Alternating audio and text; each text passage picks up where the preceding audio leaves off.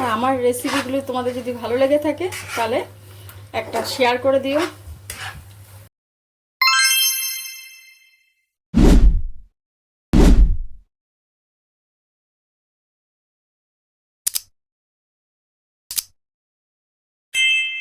নমস্কার বন্ধুরা, তোমরা দেখছো জলির রান্নাঘর।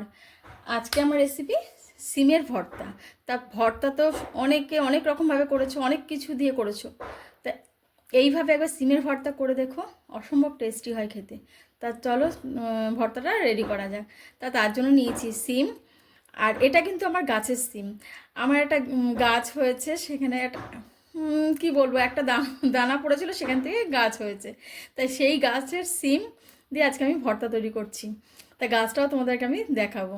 দেখো আমার সিম গাছ হয়েছে, এই যে সিম গাছটাও আমি তোমাদের সাথে শেয়ার করছি।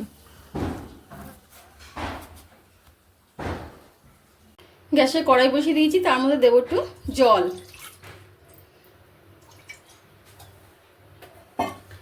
এবার আমি ওর মধ্যে দিয়ে দেবো সিমগুলো। সিমের দুই ধার থেকে কেটে নিয়েছি, এই আঁশটা ফেলে দিতে হবে। সরু যে দুদিকে ইয়ে আছে শিরা, সেটা ফেলে দেবো। সব সিমগুলো দিয়ে দিয়েছি। এরপরে দিয়ে দেবো আমি টমেটোগুলো, গোল গোল করে কেটে নিয়েছি। আর দেব লঙ্কা, রসুন, ঢাকা দিয়ে দেবো। এই ভর্তার স্বাদ বাড়ানোর জন্য আর একটু দিয়ে দেবো 8-10টা চিংড়ি। এখানে আমার কাছে কটা চিংড়ি ছিল, চিংড়ি দিয়ে দিলাম। আমার কাছে কটা চিংড়ি ছিল, আমি চিংড়িটা দিয়ে দিয়েছি। যাদের চিংড়িতে অ্যালার্জি আছে তারা চিংড়িটা স্কিপ করে দিও। জলটা শুকানো পর্যন্ত অপেক্ষা করব। জলটা কিন্তু আমার পুরোপুরি শুকিয়ে গেছে। এর মধ্যে আমি এবার অ্যাড করবো হচ্ছে একটু ধনে পাতা, আর দেবো একটু কালো জিরে।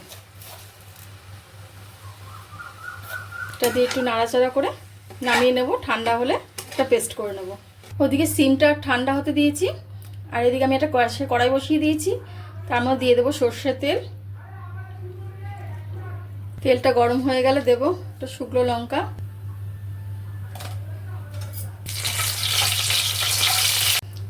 লঙ্কাটা ভাজা হয়ে গেছে। এবার আমি লঙ্কাগুলোকে তুলে নেব, এটা আমার পরে কাজে লাগবে। তারপরে দেবো আমি রসুন কুচি। রসুনটা আমার ভাজা হয়ে গেছে। এবার দিয়ে দিচ্ছি আমি পেঁয়াজ।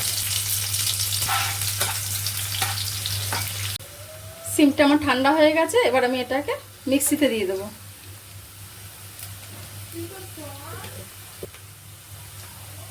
এবার আমি এর মধ্যে দিয়ে দেবো একটু লবণ, দেবো সামান্য একটু হলুদ, আর একটু কালারের জন্য দেবো কাশ্মীর লঙ্কা গুঁড়ো। লঙ্কা তো আমার পেস্ট করাই আছে। এর মধ্যে দেবো সামান্য একটু চিনি। এবার দিয়ে দেবো পেস্ট করে রাখা সিমটা।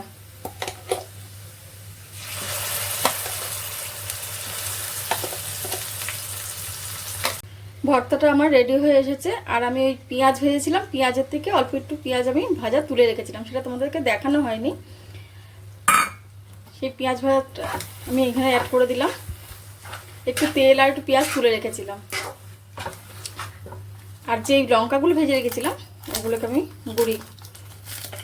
এইভাবে গুঁড়ো করে নিচ্ছি।